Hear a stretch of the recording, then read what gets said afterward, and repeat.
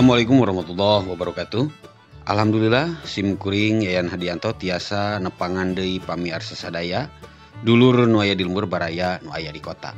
Ngalangkungan ieu video anu baris ngeces jentrekeun perkawis saha salaresna si Cepot sareng naha si Cepot teh bet jadi ikon dina satiap pagelaran wayang golek.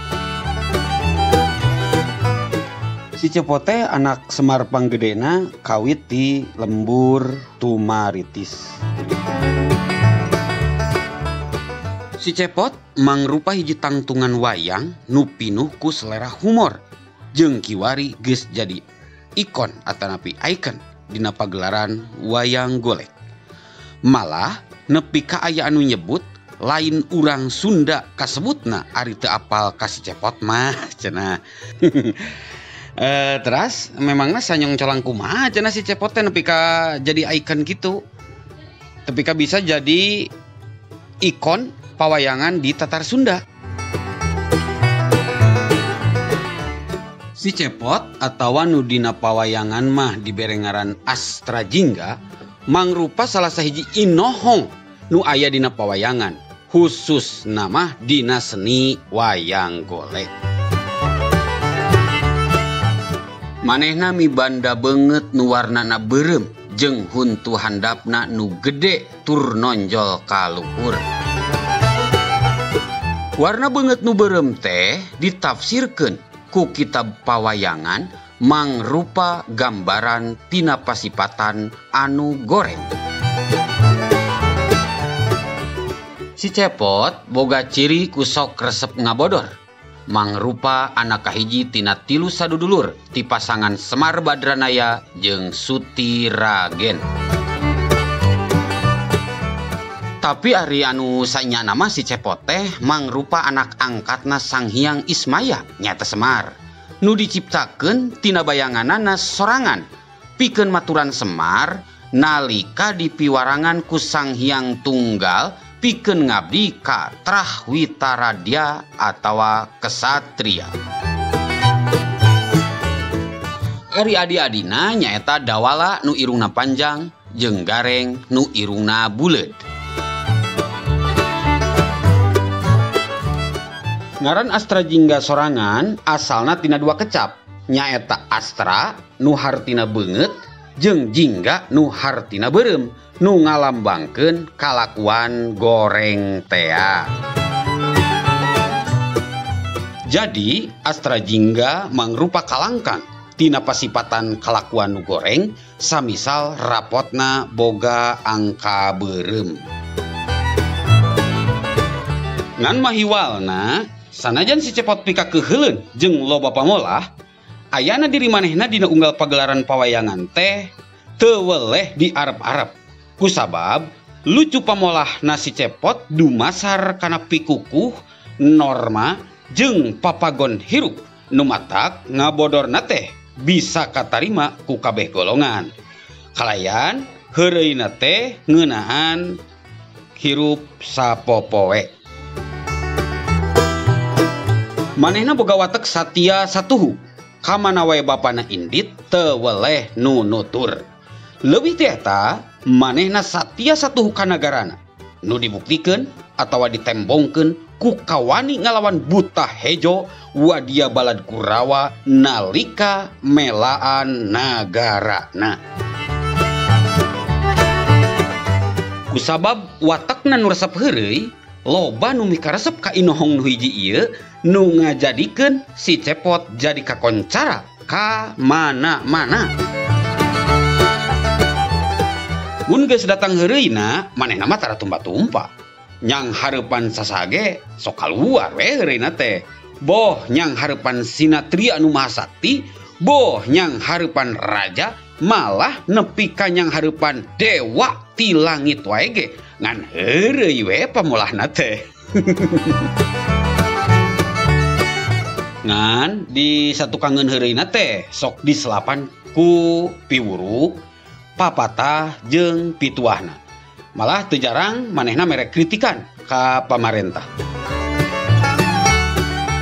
Bari pola tur ucapanana teh sok pirajinan umajak pikeun urang paheyeuk-heyeuk leungeun paantai-antai panangan umajak satia satuhu umajak cangehgar jeung umajak bela kana bebeneran. Kumaha kitu dalang biasa mainkeun si Cepot pikeun nepikeun pepeujeuh samisal kritikan ka pamarentah atawa nepikeun pituah ku cara sindir sampir nu nyamuni dina sajroning heureuyna ameh bisa katarima ku sarerea. Sata can dilajeng pamirsa sadaya mugi keur saluntur gali hoyong di like ye videona sareng di subrek. Oge hurungkeun locengna. Gitu. Urang lajeng gede Si Cepot bapana reujeng adi-adina dina pawayangan kaasup golongan panakawan. Nyaeta golongan nu ngabdi jeung boga tugas mere piwejang atawa mere pituah wijak ka para Pandawa. Dina hiji pagelaran wayang golek, panakawan ieu biasana sok dipintonkeun teh di tengah-tengah carita pawayangan nu keur diguar. Naon maksudna? Maksudna supados anu nongton alias anu lalajo tiasa rineh jeung bisa gumujeng kitu teu antep teuing lah. Makana sok atuh mangga gumujeng heula.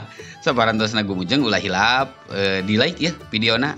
Malahan mah upami tiasa mah di komen anu luyu sareng eusi ieu video.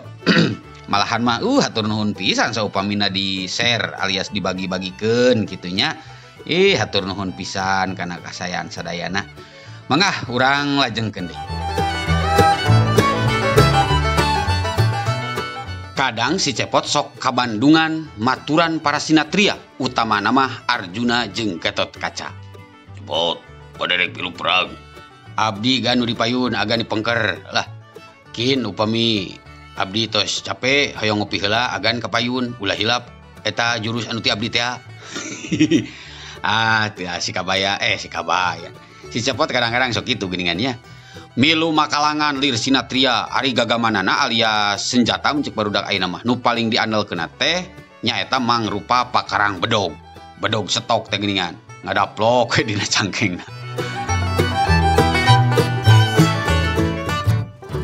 Memang mah hiwal inohong wayang nu hiji ieu mah, tapi loba perkawis nu hade nu bisa dipika conto ti manehna.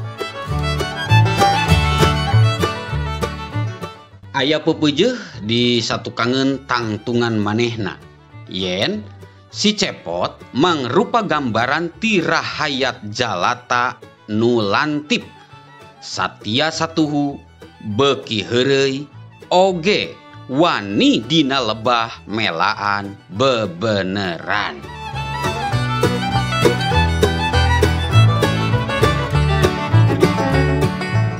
Tah gitu matak si Cepot tiasa janten ikon atau napi ikon dina setiap pagelaran wayang golek teh. Kabayang ku urang upami teh mah hiji lalakon we teu aya si Cepotan jigana nu lalajo ngutruk dah pasti nyebutkeun teu rame cenah meureun kaduhung sagede gunung hanya kalalajo. Kawasna bakal gitu. Da sim kuring juga gitu mun lalajo wayang geus Cepotan teh punung jigana mah.